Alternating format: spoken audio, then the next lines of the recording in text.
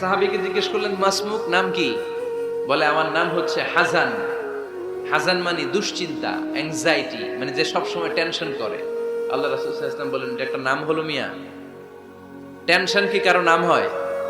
রাসূল সাল্লাল্লাহু আলাইহি ওয়াসাল্লাম বললেন, শোনো, তোমাকে একটা পরামর্শ দিই, এই টেনশন নাম বাদ দাও, তুমি হাজান নাম কেটে সাহাল নাম রাখো, সাহাল।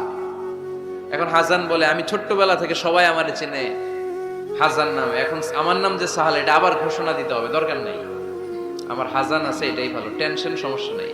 ও এবার বাড়িতে চলে যাওয়ার পরে আল্লাহ সব টেনশন ওর মাথার উপরে চাপাইছে। ওর এই বিপদ, ওর ব্যবসায় মন্দা, ওর পেটে ব্যথা, ওর জ্বর, ওর অসুস্থতা, ওর ঘরে শান্তি নেই, একটার পর একটা টেনশন আরো বেড়ে গেছে। সবাই বলে হাজান, ওই যে রাসূল সাল্লাল্লাহু আলাইহি ওয়াসাল্লাম সুন্দর নাম দিয়েছিল, ওইটা নেও না, এই জন্য টেনশন বাড়ছে। যাও রাসূল সাল্লাল্লাহু আলাইহি ওয়াসাল্লামের কাছে ক্ষমা চেয়ে নাম ফেরত করে নিয়ে আসো। হাজান এবার যেয়ে বলে, ইয়া রাসূলুল্লাহ, আমার হাজান নামের দরকার নাই, আপনি যেটা সাহাল দিয়েছিলেন ওইটাই ভালো। সাহাল শব্দের তো সহজ। সাহাল মানে কি?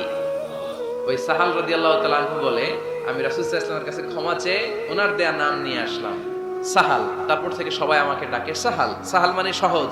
আর ওই দিন থেকে মরার আগ পর্যন্ত আমার জীবনে আর কোনো টেনশন আসে নাই, সব কাজরে আল্লাহ সাহাল অর্থাৎ সহজ করে দিয়েছেন। পড়েন সুবহানাল্লাহ।